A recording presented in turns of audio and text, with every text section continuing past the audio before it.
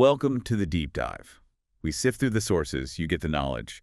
Today we're looking at Gary Sinise, the actor. Sure, Lieutenant Dan M. Taylor from CSI, and why, you know him. Right. But we're really digging into his shift over decades, from Hollywood star to full-time service advocate. It's a huge shift. I mean, 35 years in Hollywood, then boom, 2022, the foundation moves to Nashville.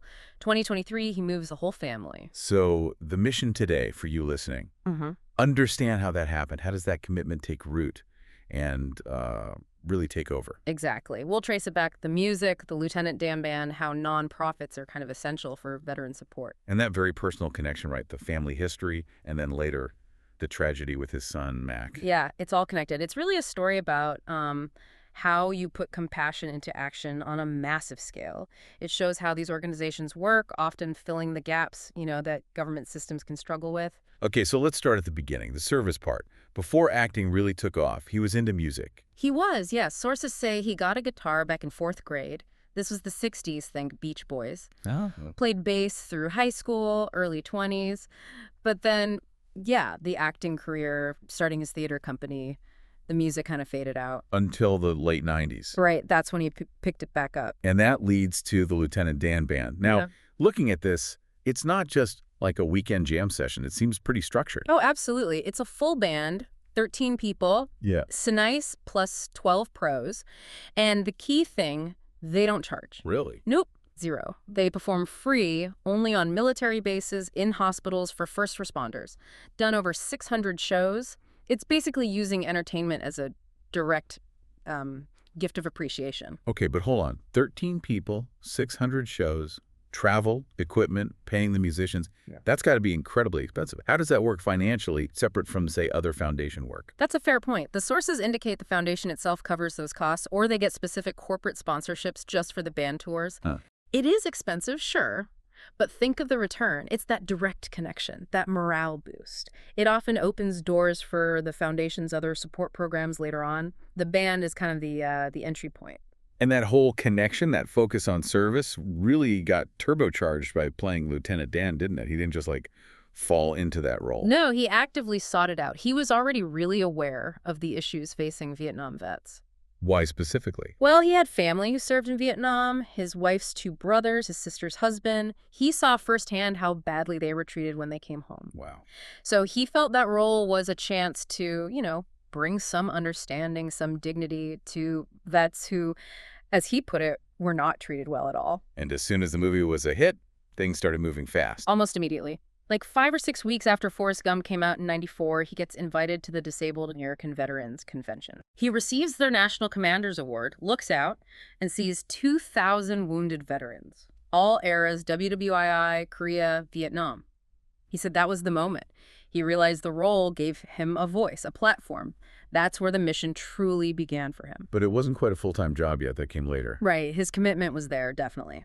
But he points to 9/11 in 2001 as the real turning point. Yeah. That's when it shifted from being a passionate volunteer effort to, okay, this needs to be a full-time mission. And that led to creating the Gary Sinise Foundation officially. Right. And if you step back and look at the scale, it's huge globally. Sinise figures the U.S. has, somewhere between 750 and maybe 877 military bases worldwide. Wow. From huge places like Fort Bragg down to tiny little remote spots. Exactly. And his original goal, which is just incredible, was to visit every single one. Seriously, every base. That was the aim. He thinks he's made it to about 200 so far, so maybe a quarter of them. Just achieving that takes incredible focus. He started early on these tours? Yeah, USO tours kicked off for him in 2003. Qatar was one of the first stops. He was even part of that big Project Salute tour. Oh, right, with Kid Rock, Leanne Womack. Robert De Niro, too. Yeah. Flying into active war zones, Iraq, Kuwait, to perform for the troops right there. Okay, this is where it gets tricky, though. Supporting troops during the Iraq War. That got very political back home. How did Sinise manage to keep up that strong support for, 2 decades without getting dragged into the political fights? That's key. The sources say his strategy was just stay completely out of the politics, rigorously apolitical. Well, for the foundation, the mission was never about the policy. It wasn't about whether the war was right or wrong. It was only about honoring the person in uniform doing their duty. that sounds simple, but doing it consistently through different presidents, different public opinions, that takes discipline. How do they maintain that focus? By just relentlessly focusing on the service member and their sacrifice, he understood, look, they're just doing the job the country asked them to do. Full stop. So his goal was purely appreciation, bringing some positive light, as he says, to people far from home, dealing with loss, injury, immense stress. That unwavering focus on the individual, separate from the politics, that seems to be why his work remains so effective and widely accepted. That focus must have gotten tested, though, when he saw the reality up close. Oh, absolutely. He talks about visiting Landstuhl Medical Center in Germany.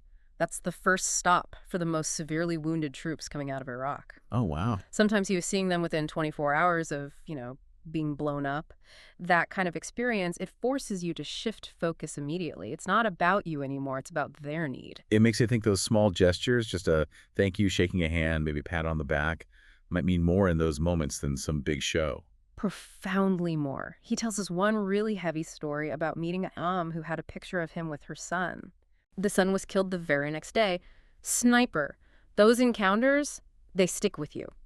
And they highlight that core problem he mentions. We know how to train people for war, but are often terrible at helping them come home. Right. And that failure, that gap in bringing them home well, that seems to be exactly where the foundation really stepped up its game.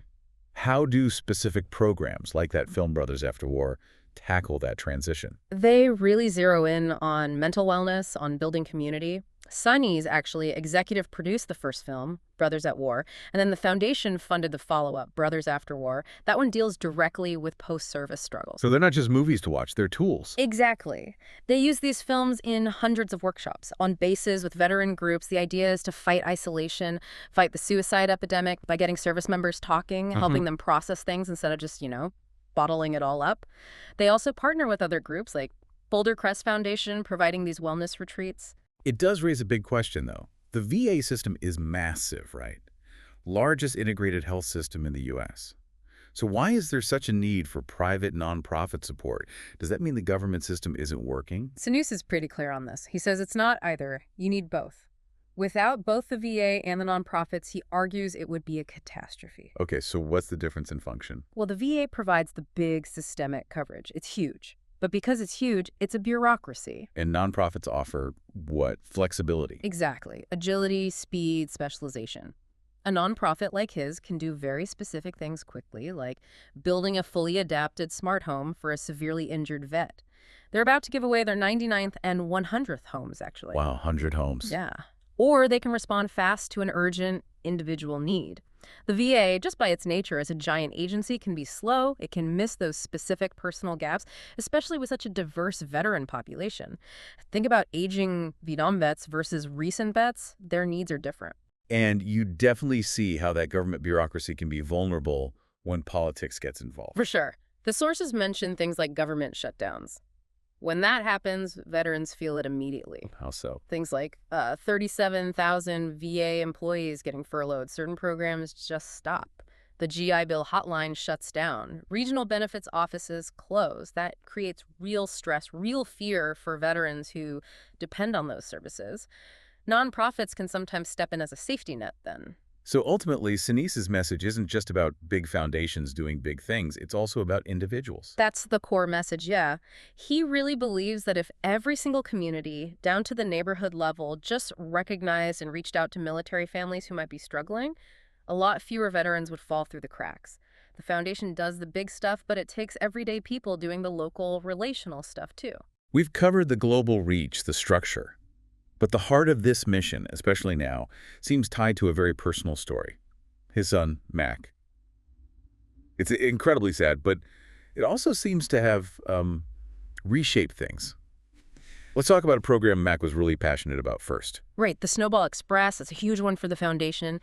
It serves the children of fallen military members and first responders. How does it work? It's this massive logistical effort, actually. They partner with American charters, up to 12 planes a year. 12 planes? Yeah, to fly almost 1,000 kids and their surviving parent or guardian to Disney World. They've been going there since 2018. The whole point is to bring these kids together, let them connect with others who truly understand what they've lost. And Mac Sinise McKenna Anthony, he was involved in this? Deeply involved. He was a musician himself, drummer, composer, joined the foundation officially in 2017, apparently got tired of life on the road touring, Okay. and he just loved the mission, especially programs like Soaring Valor, taking WWII vets to see their memorials. He really connected with those older heroes. And it's so tragic because his own intense involvement came right before he faced his own battle. Yeah, it's heartbreaking. In 2018, Mac was diagnosed with chordoma. It's a very rare, incurable cancer of the spine. Oh, man. He fought it hard for 4.5 years, tried something like 25 different drug protocols. Yeah.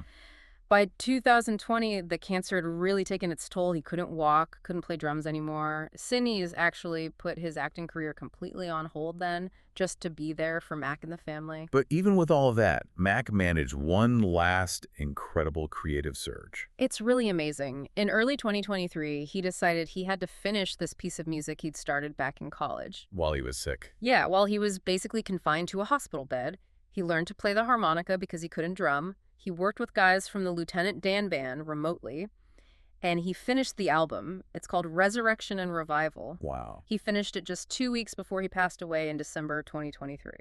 The sources talk about his attitude through it all. Yeah, Sinise calls him a graceful warrior. Apparently, Mac had incredible faith, never asked why me. He even prepared the family, left behind writings and videos for them. And his service continues. In a way, all the money from his albums goes straight to the Gary Sinise Foundation. So his music is literally funding the mission he cared about. Exactly. And it's become part of the foundation's ongoing work, too.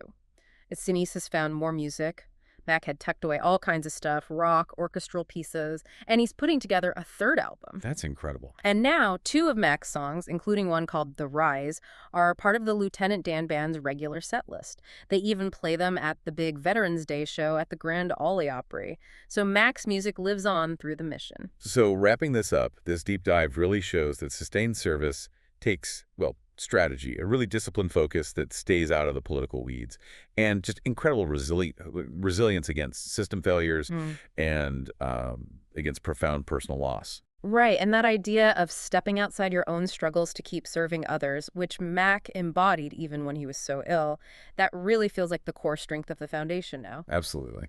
And here's a final nugget for you, something that really shows the impact Mac's story had. His 2 albums, Resurrection and Revival and Part 2, released after he passed away.